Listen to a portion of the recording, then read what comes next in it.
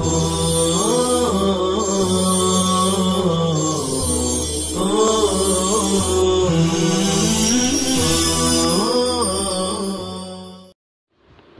اللہ الرحمن الرحیم۔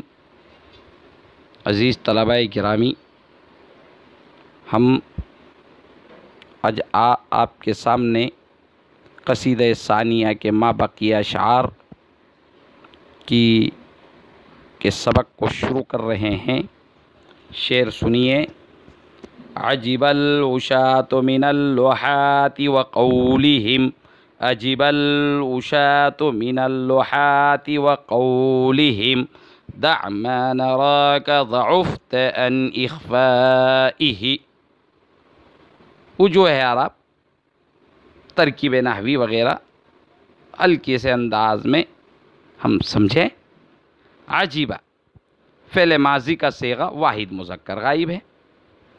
العشاة هذا مرفوع لكونه فاعلا، والفاعل يكون مرفوعا دائما وأبدا، كما أنكم تعرفون معرفة جيدة، أنكم تعرفون أن الأسماء الثمانية تكون مرفوعة دائما وأبدا، ومن تلك الأسماء الثمانية التي تكون مرفوعة دائما وأبدا الفاعل، كل فاعل مرفوع، المبتدأ والخبر، خبر إن وأخواتها، اسم كان وأخواتها، هذه هي السلسلة النحوية للتراكب النحوية، فلا بد من المعرفة والإلمام بهذه التراكب النحوية للطلاب والدارسين أجمعين۔ آگے من اللحات میں من حرف جار ہیں۔ اللحات وقولهم، اللحات معطوف علیہ، واو عاطفہ، قولهم مضاف مضاف الیہ سے ہو کر یہ معطوف بنے گا، معطوف علیہ مضاف مضاف الیہ سے ہو کر یہ جملہ قولیہ ہوگا۔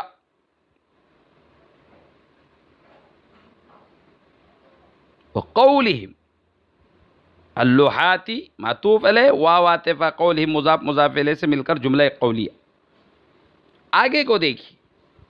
دع بحث اثبات، بحث امر حاضر معروف ہیں، صیغہ واحد مذکر حاضر کا ہے، انت ضمیر پوشیدہ اس کا فاعل ہے، ما موصولہ ہیں۔ یہاں ایک اور بات بندہ آپ کے سامنے پیش کرنا چاہتا ہے، اس بات کو بھی بدھیان اور بغور سنتے چلیے تاکہ طلبہ کو یہ سمجھ میں آوے کہ کس جگہ یہ ماں کون سی ہے اور اس ماں کا یہاں کیا معنی ہے۔ ہم آپ طلبہ کے سامنے ایک بہت ہی اہم بات پیش کیے دیتے ہیں، وہ یہ ہے کہ ماں عربی زبان میں تقریباً 8 معنوں کے لیے استعمال ہوتا ہے۔ یہاں جو ماں آیا ہوا ہے دع ما نراک، تو ہم اس کو ماں موصولہ کہہ رہے ہیں۔ ٹھیک ہے، یہ ماں موصولہ ہے۔ ہر جگہ آنے والی ماں کو عموماً طلبہ ماں نافیہ سمجھتے ہیں اور اس کے ترجمے ہی کی چکر میں رہتے ہیں کہ ماں آیا، چلو ماں آیا، نہیں۔ ٹھیک ہے، لیکن ذرا ذہنوں کو وسعت دے کر اپنی صلاحیتوں میں اضافہ کرنے کی ضرورت ہے۔ تو بندہ یہ عرض کیے جا رہا ہے کہ ماں تقریباً 8 معنوں کے لیے استعمال ہوتا ہے عربی زبان میں۔ وہ 8 معانی کون سے ہیں؟ پہلے تو ماں نافیہ غیر عاملہ ہوتا ہے، اور جہاں تک تعلق ہے ماں نافیہ غیر عاملہ کا، تو یہ اسم اور فعل دونوں پر داخل ہوتا ہے۔ ماں نافیہ غیر عاملہ کے سلسلے میں یہ بات ذہن نشین کر لیجئے کہ ماں نافیہ غیر عاملہ یہ اسم اور فعل دونوں پر داخل ہوتا ہے، جیسے قرآن مجید میں آیا ہوا ہے وَمَا جَعَلْنَا لِبَشَرٍ مِّن قَبْلِكَ الْخُلْدَ، یہاں ما نافیہ غیر عاملہ ہے اور یہ جعلنا فعل پر داخل ہو رہا ہے۔ اور دوسری مثال جو قرآن مجید سے بندہ اس وقت پیش کرنے جا رہا ہے وہ ہے وَمَا هُوَ بِمُزَحْزِحِهِ مِنَ الْعَذَابِ أَن يُعَمَّرَ، یہاں ما ہے، یہ ما نافیہ غیر عاملہ ہے، لیکن یہ ہوا ضمیر پر داخل ہو رہا ہے تو ظاہر بات ہے کہ یہ اس میں ضمیر ہے۔ تو خیر ایک ما نافیہ غیر عاملہ ہے، اسم اور فعل دونوں پر داخل ہوگا، مثالوں سے واضح کر دیا گیا۔ نمبر 2، ما نافیہ مشابہ بلیس بھی ہوتا ہے، ما ھذا الا بشر۔ نمبر 3، ما مصدریہ ہوتا ہے، جیسے قرآن مجید میں وَضَاقَتْ عَلَيْهِمُ الْأَرْضُ بِمَا رَحُبَتْ أَيْ بِرُحْبِهَا۔ تیسرے ما استفہامیہ ہوتا ہے وَمَا تِلْكَ بِيَمِينِكَ يَا مُوسَىٰ۔ پانچویں ما شرطیہ بھی ہوتا ہے، جیسے قرآن مجید میں ہے وَمَا تَفْعَلُ مِنْ خَيْرٍ يَعْلَمُهُ اللَّهُ۔ اور چھٹے ما تعجبیہ ہوتا ہے، جیسے قُتِلَ الْإِنسَانُ مَا أَكْفَرَهُ۔ اور ساتویں ما موصولہ ہوتا ہے، جیسا کہ یہاں جو ما ہے دع ما نراک ضعفت عن اخفائه میں ما پر دھیان دیجئے، ما کوئی اور نہیں ہے بلکہ یہ ما اس موصولہ ہے، ما عندکم ینفد وما عند اللہ باق۔ اور 8ویں ما ابہامیہ ہوتا ہے، ایک ما ابہامیہ بھی ہوتا ہے، ان اللہ لا یستحیی ان یضرب مثلا ما، یہ ما ابہامیہ ہے۔ تو خیر ایک بات اس وقت ذہن میں آئی بندے کے تو وہ آپ کے سامنے بندے نے ذکر کر دیا ہے۔ اب ہم دیکھتے چلتے ہیں کہ دع بحث امر حاضر معروف ہے، صیغہ واحد مذکر حاضر کا ہے، انت ضمیر پوشیدہ اس کا فاعل ہے، ما موصولہ ہے، تو اس کے بعد اس کا صلہ ہوگا، تو یہ دع کا مفعول بھی، نرا کا ضمیر منصوب متصل ہے، مفعول بھی کی وہ ضمیر ہے جو فعل سے ملی ہوئی ہے، یہی اس کا مفعول بھی ہے۔ اور پھر اس میں موصول اپنے صلہ سے مل کر، یہ نرا کا فعل مفعول بھی جملہ خبریہ ہو کر صلہ ہوا ما موصولہ، اور اس کے بعد یہ دع کا مفعول بھی بنا، اور پھر یہ جملہ انشائیہ ہو کر قولہم قول کا مقولہ بنا۔ ایک قول مقولے والی ترکیب ہوتی ہے، قول مقولے سے مل کر جو جملہ بنتا ہے جملہ قولیہ ہوتا ہے۔ آپ نے اگر کتاب شرح میات عامل نہیں پڑھی ہے تو اس کتاب کو ضرور پڑھیے گا، یہ درس نظامی کے ایک اہم ترین کتاب ہے، اور اس کو پڑھے بغیر تراکیب نحویہ کا کما حقہ طلباء کو استحضار نہیں ہو سکتا ہے، کما حقہ ان کی معلومات نہیں بڑھ سکتی ہیں، معلومات میں اضافے میں کمی رہے گی۔ اس لیے بندے کی مؤدبانہ درخواست ہے کہ وہ شرح میات عاملین کو لازم پکڑ لیں۔ بہرحال پھر یہ اللوحات کا معطوف ہو کر مجرور ہوگا، اور اس کے بعد عجیبہ فعل کے متعلق ہو کر جملہ فعلیہ خبریہ ہوا۔ پھر ایک جملہ بچا ہے مصرع ثانیہ کا ضعفت عن اخفائہ، ضعفت فعل با فاعل ہے، ان حرف جار، اخفائہ مضاف مضاف الیہ سے مل کر مجرور ہو کر متعلق ہوا ضعفت فعل کا، اور ضعفت فعل اپنے فاعل اور مفعول بھی سے مل کر جملہ فعلیہ خبریہ ہوا، تراکیب نحویہ کا سلسلہ ختم ہوا جاتا ہے۔ اللہ اللہ خیر صلی اللہ۔ حل لغات کی طرف چلیے۔ عجیب یعجب عجبا باب سمیع اسمعو سے، عجیب یعجب عجبا باب سمیع اسمعو سے تعجب کرنا، حیرت کا اظہار کرنا۔ الاشاتو یہ واشن کی جمع تکسیر ہے، واشن صیغہ اس میں فاعل ہے، واشن، واشیان، واشونا و اشات، اور اشاتن واشن کے معنی چغل خور کے آتے ہیں۔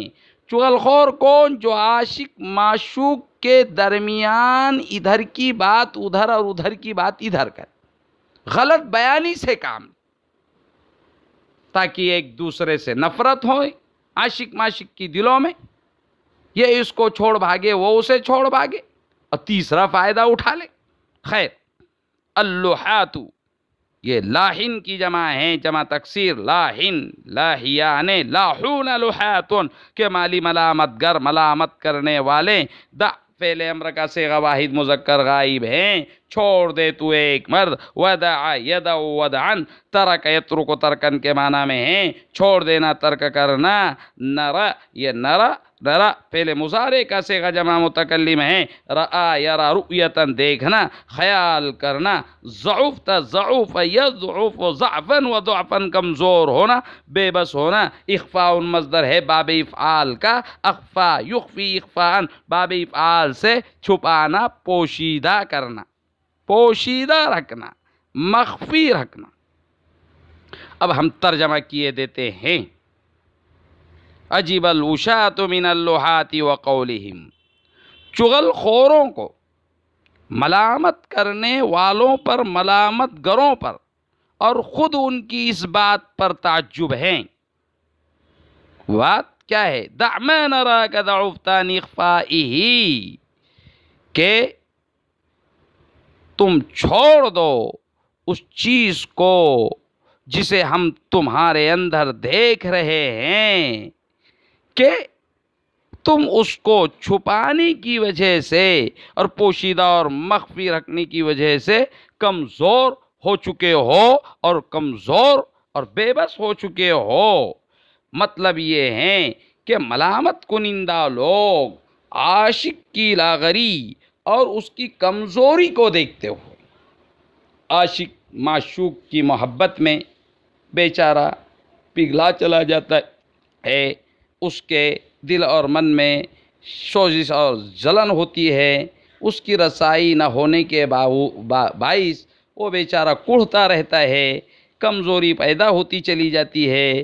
تو اسے ترک محبت کا مشورہ دے رہے ہیں اور ناصحانہ انداز میں اس سے کہہ رہے ہیں کہ تم مرض عشق کو کسی بھی حال میں پوشیدہ نہیں رکھ سکتے، چھپا نہیں سکتے، مخفی نہیں رکھ سکتے، اس لیے اس بیماری سے کنارہ کشی ہی میں تمہاری عافیت ہے، شانتی سلامتی ہے۔ لیکن رقیبوں کو تعجب ہے کہ وہ ایسا مؤثر مشورہ کیوں دے رہے ہیں، جبکہ وہ اچھی طرح جانتے ہیں کہ محبت ایسی بلا ہے کہ اس کا چھوڑنا تو دور کی بات ہے، انسان اس کے چھپانے پر بھی قادر نہیں ہوتا ہے۔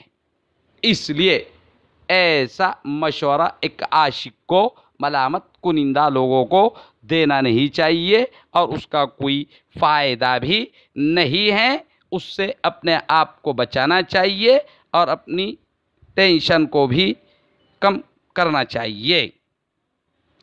آگے ایک شعر ہیں، مَالْخِلُّ إِلَّا مَنْ أَوَدُّ بِقَلْبِهِ مَالْخِلُّ إِلَّا مَنْ أَوَدُّ بِقَلْبِهِ وَأَرَى بِطَرْفٍ لَا يَرَى بِسِوَائِهِ۔